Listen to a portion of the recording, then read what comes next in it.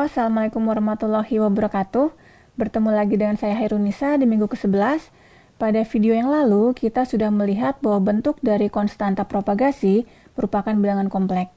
Dan pada video kali ini, kita akan membahas bagaimana pengaruh dari konstanta propagasi yang berupa bilangan kompleks tersebut pada bentuk gelombang datar.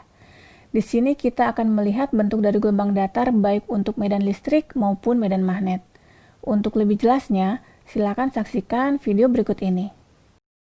Sekarang kita akan melihat mengenai konstanta propagasi pada gelombang datar yang merambat di udara yang merupakan bilangan kompleks.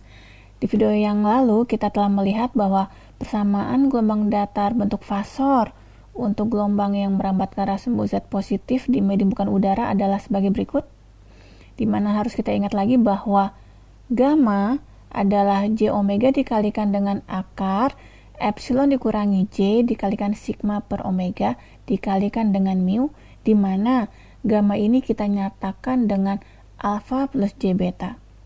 Gamma itu sendiri adalah konstanta propagasi, sedangkan alfa dinyatakan sebagai konstanta redaman, di mana persamaan untuk mencari alfa itu sendiri dapat kita lihat di slide, sedangkan beta merupakan konstanta fasa dengan nilai beta sama dengan seperti yang kita lihat pada slide. Nah, sekarang kita akan melihat bagaimana persamaan ini jika kita melakukan substitusi, di mana gamma langsung kita nyatakan dengan alfa plus J beta, sehingga akan kita dapatkan bahwa E sama dengan EM plus dikalikan dengan minus alfa plus J beta dikalikan Z dengan arah AX. Sehingga kita akan mendapatkan persamaan sebagai berikut, dan harus kita ingat bahwa persamaan yang kita miliki ini adalah bentuk fasor. Untuk mencari persamaan dalam bentuk real time-nya, kita harus menggunakan persamaan di mana E yang real time sama dengan real dari fasor dikalikan dengan E pangkat J omega T, sehingga akan kita dapatkan bahwa persamaan E yang real time untuk gelombang yang merambat ke arah sumbu Z positif di medium bukan udara adalah EM plus dikalikan E pangkat minus alfa Z dikalikan dengan cos omega T dikurangi beta Z dengan arah getar AX. Dan ini adalah persamaan gelombang datar bukan di udara. Nah, sekarang mari kita bandingkan persamaan gelombang datar bukan di udara ini dengan persamaan gelombang datar di udara. Perbedaannya terletak pada bagian E pangkat minus alfa Z. Dan sekarang kita akan melihat apa pengaruh dari E pangkat minus alfa Z ini.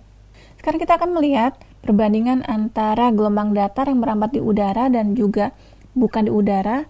Untuk gelombang datar yang merambat di udara, maka besarnya amplitudo maksimum dari gelombang ini harganya selalu EM+, sehingga bentuk gelombang dapat kita lihat seperti ini, merupakan bentuk gelombang kosinusoidal.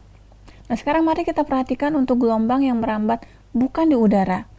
Ini adalah gelombang yang merambat ke arah sumbu Z positif, yang artinya semakin jauh gelombang itu merambat, semakin besar harga Z, sehingga nilai E pangkat minus alfa Z menjadi semakin kecil, yang artinya magnitud dari gelombang yang merambat bukan di udara akan semakin mengecil, sehingga gambar gelombangnya adalah sebagai berikut.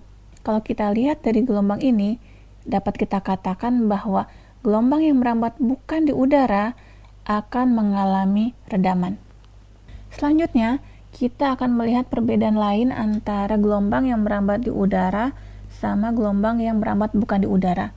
Perbedaannya dapat kita lihat dari harga impedansi intrinsik medium.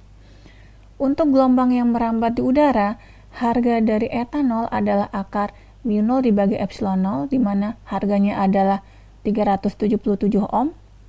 Dan kalau kita ingin bergaul dengan gelombang yang merambat bukan di udara, maka kita harus melakukan substitusi sebagai berikut, sehingga akan kita dapatkan harga impedansi intrinsik pada medium yang bukan di udara besarnya adalah akar mu dibagi dengan epsilon kurangi J dikalikan dengan sigma per omega. Di mana kalau kita lihat untuk akar mu0 dibagi epsilon 0 dia merupakan bilangan real, sedangkan untuk persamaan dalam akar yang berwarna hijau ini, dia merupakan bilangan kompleks. Sehingga notasi dari impedansi intrinsik medium yang bukan udara, kita beri notasi eta dengan tanda topi sebagai tanda bilangan kompleks. Di mana untuk itu, eta dapat dinyatakan dengan magnitud dan sudut berupa theta, di mana magnitud dan sudutnya dapat kita lihat pada persamaan berikut.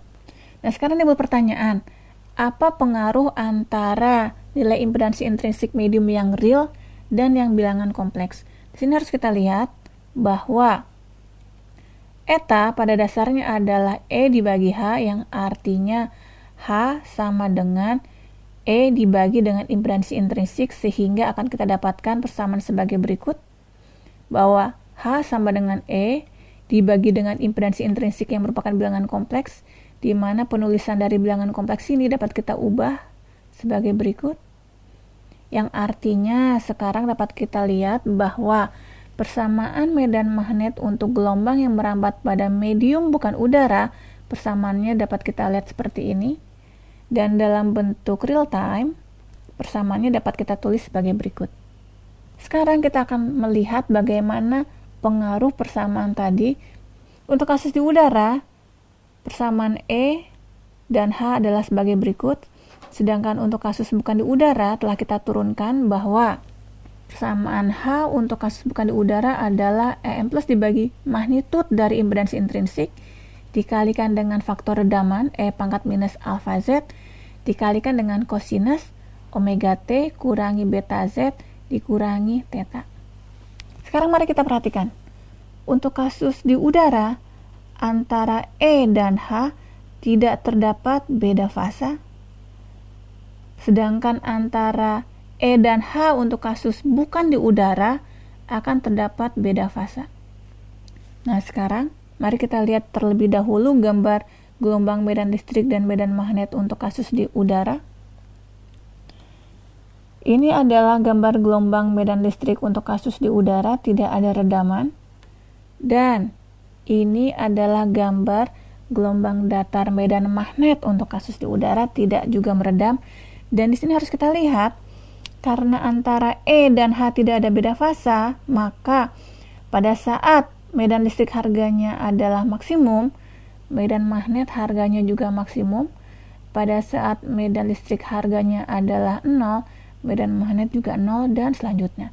Ini adalah kasus yang disebut dengan sefasa. Sekarang mari kita lihat untuk kasus bukan di udara.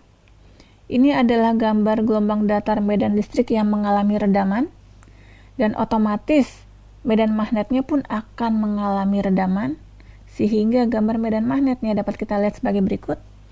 Di sini akan kita lihat bahwa pada saat medan listriknya maksimum, medan magnetnya tidak maksimum. Pada saat medan listriknya 0, medan magnetnya tidak 0, dan ini berarti ada perbedaan yang disebabkan karena ada perbedaan fasa antara medan listrik dan medan magnet. Sehingga dapat kita katakan bahwa pada medium yang meredam, antara E dan H tidak sefasa. Nah, sekarang pertanyaannya adalah, apakah semua medium selain udara meredam? Nah, dari video tadi, kita sudah mengetahui bahwa konstanta propagasi yang merupakan bilangan kompleks merupakan gabungan antara konstanta fasa dan konstanta redaman, yang artinya gelombang yang merambat bukan pada udara akan mengalami redaman. Selain itu, kita juga mengetahui bahwa nilai impedansi intrinsik medium yang bukan udara juga seringkali merupakan bilangan kompleks. Namun demikian, tidak semua medium bukan udara akan mengalami redaman. Di video selanjutnya, kita akan melihat berbagai istilah medium yang berkaitan dengan nilai konstanta redamannya. Semoga kalian tetap penasaran dengan materi selanjutnya. Terima kasih dan sampai jumpa.